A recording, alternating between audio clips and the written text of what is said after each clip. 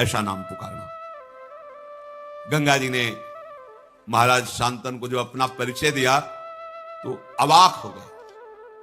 मेरी पत्नी के रूप में भगवती गंगा जी थी। अगर पहले बता देते तो शायद उनकी साहस वृत्ति इतनी ना पड़ती। देखते ही देखते पुत्र सहित गंगा जी अंतर्धान हो गए। 16/8/4/8 36 वर्ष तक गंगा जी के वियोग में वहीं वन में ही अधिक समय व्यतीत करते महाराज शांतनु। वही गंगा जी का ध्यान, उन्हीं का स्मरण। भारी वियोग हृदय में हुआ, क्योंकि जब परिचय मिला तो अंतर्धान हो गए। 36 वर्ष। एक दिन विचरण कर रहे थे, देखा गंगा की धारा प्रवाहित होती हुई रुकने लगी। विचार किया कि ऐसा कैसे हो सकता है। आगे बढ़े तो देखा विशेष रूपवान, बलवान, आचारवान, तेजस्वी एक बालक अपने धनुष में प्रत्यंचा चढ़ाकर बाणों से गंगा की धारा को रोक दिया। लौकिक अलौकिक समस्त अस्त्रों की कलाएं उसमें विराजमान हैं। बल, धैर्य, वीर, पराक्रम, महारथी वीरता, ये सब उसमें झलक रही। महाराज शांतनु ने देखा। महाराज शांतनु इतने आकर्षित हो गए, उन्हें पता नहीं कौन है। जब नजदीक की तरफ बढ़े तो बालक देख के ही अंतर्धान हो गया। बड़े विस्मय में पड़ गए कि ऐसा तेजस्वी बालक अभी तक हमने नहीं देखा, जो बाणों से गंगा की धारा को रोक दे। बहुत चिंतित थे। इतने में देखा कि भगवती गंगा जी उस बालक को हाथ से पकड़े हुए सामने आई। बड़ा दिव्य रूप, पहले से भी अधिक प्रकाशित गंगा जी का है, क्योंकि इनके संग के लिए ही अपने रूप की गरिमा को कम किया था, तब ऐसा रूप था। आप तो दिव्य रूप गंगा जी का। दिव्य अलंकारों से विभूषित देवी गंगा उस बालक को सामने लाई और कहा, ये वही आपका 8वां पुत्र है जिसके लिए आपने मुझे कटुवचन बोले थे, रोका था और मैं लेकर के अंतर्धान हुई थी। पुरुष सिंह त्रिभुवन में इसके समान कोई अस्त्रवेत्ता नहीं है, शास्त्रों का ज्ञान रखने वाला और शस्त्रों का ज्ञान रखने वाला। इसे मैंने बड़ी दिव्यता से पालन पोषण किया है। यह अब आपका पुत्र है। यह महर्षि वशिष्ठ से 6 अंगों सहित समस्त वेदों का अध्ययन करके ब्रह्मबोध हो चुका है। महाराज वशिष्ठ जी योग वासिष्ठ नामक पूर्ण ब्रह्मबोध कराने में समर्थ ग्रंथ है योग वासिष्ठ। ये अस्त्र विद्या का महान पंडित, महान धनुर्धर और युद्ध में देवराज इंद्र को भी परास्त करने की सामर्थ्य रखने वाला बालक है। देवता असुर कोई भी त्रिभुवन में ऐसा नहीं जो इसके सामने टिक सके। नीति को भगवान शुक्राचार्य जी से हमने शिक्षा दिलाई है और देवदानों वंदित भगवान बृहस्पति जी से इसने शास्त्र ज्ञान प्राप्त किया है। ब्रह्म ज्ञान वशिष्ठ जी से प्राप्त किया है। महाबाहु महात्मा ये पुत्र अंग और उपांगों सहित पूर्ण रूप से प्रतिष्ठित है। जमदग्नि नंदन महर्षि भगवान परशुराम जी का शिष्य है। अस्त्र विद्या में उनके समान ही है। मैंने पूर्ण करके इस पुत्र को तुम्हें दिया है। राजधर्म, अर्थशास्त्र, मोक्ष धर्म, समस्त धर्मों का यह महान पंडित है, ज्ञानी है। जाओ, ये तुम्हारे कुल की कीर्ति का वर्धन करने वाला होगा। अभी कुछ बोल ही नहीं पाए थे महाराज शांतनु की देवी गंगा अंतर्धान हो गई। गंगा जी की आज्ञा शिरोधार करके महाराज शांतनु सूर्य के समान प्रकाशित होने वाले अपने पुत्र को राजधानी में लाए। हस्तिनापुर अमरावती के समान सुंदर देवराज इंद्र की राजधानी अमरावती।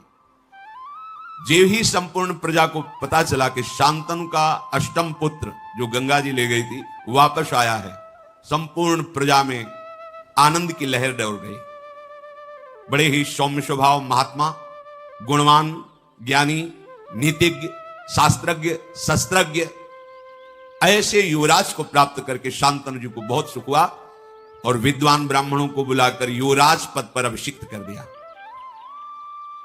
अति पराक्रमी पुत्र को प्राप्त करके पिता शांतनु को अपार सुख हो रहा है कि अब मेरा जीवन आनंद में, राज्यभार संभालेगा और अपना जीवन में भजन करके समाप्त कर, क्योंकि अब कोई कामना नहीं रह गई।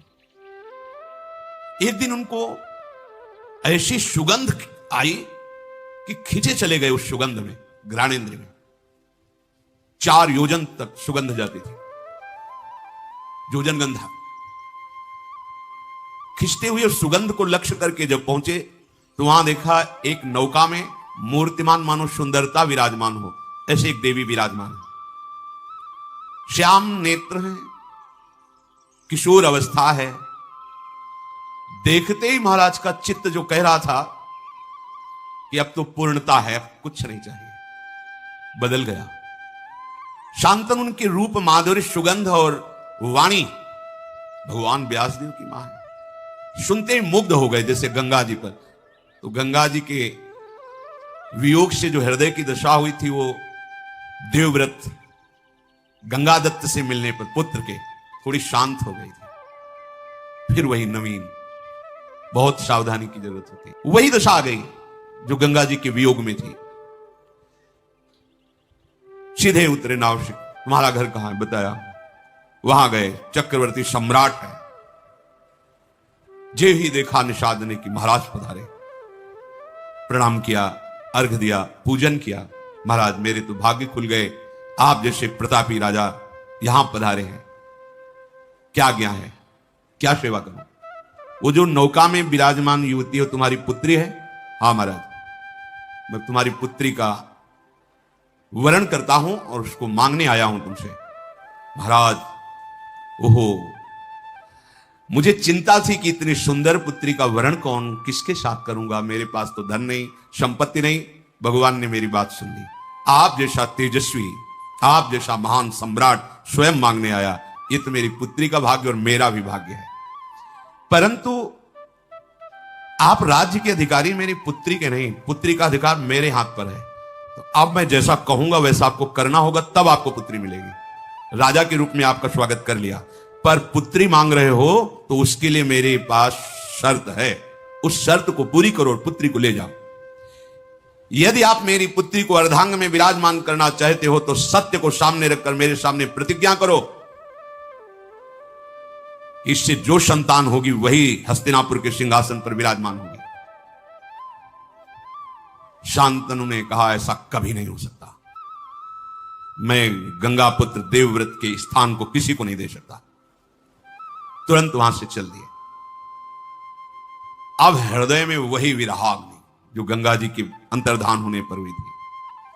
अब बोल सकते नहीं किसी से, हृदय जल रहा है एकांत में, बस कि अब क्या करें, कोई उपाय नहीं। देवव्रत युवराज पद पर हैं और पूर्ण समर्थ हैं, मैं उनके भाग्य पर ऐसा नहीं कर सकता कि वो राजा ना बने और इसका पुत्र राजा बने, कभी नहीं कर सकता। अपने सुख के लिए ऐसा कभी नहीं कर। दुचित हो गए, इधर ये भाव और उधर उस रूप और वाणी को सुनने के बाद बिक गए महाराज शांतनु। रोज का रोज शरीर बीमार होने लगा, अस्वस्थ होने लगे महाराज शांतनु।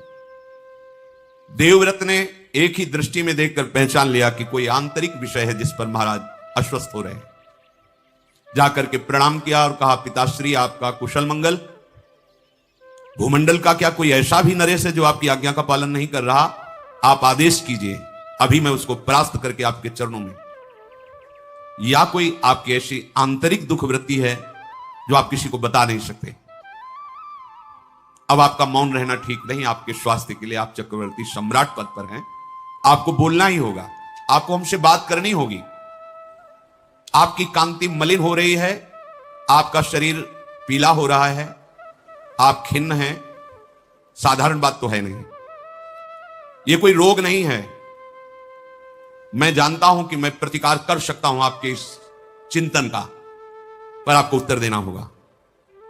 शांतनु ने कहा, बेटा इसमें संदेह नहीं कि मुझे कोई रोग नहीं है, मैं भारी चिंता में डूब गया हूं। कैसे तुम्हें बताऊं, तुम पुत्र हो, कैसे तुम्हें अपनी चिंता की बात बताऊं?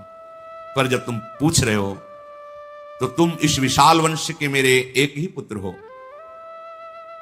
मुझे पूर्ण पता है कि तुम पुरुषार्थ में समर्थ हो, मुझे पूर्ण विश्वास है हस्तिनापुर के सिंहासन के योग्य भी तुम ही हो।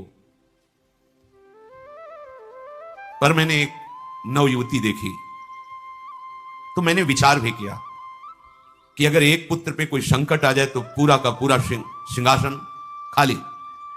इस भाव की पूर्ति के लिए भी, और मेरा मन भी आसक्त हो गया है, इसके लिए मैं द्वितीय विवाह करना चाहता था, पर ऐसी शर्त रख दी कि मैं उसे निर्वाह नहीं कर सकता।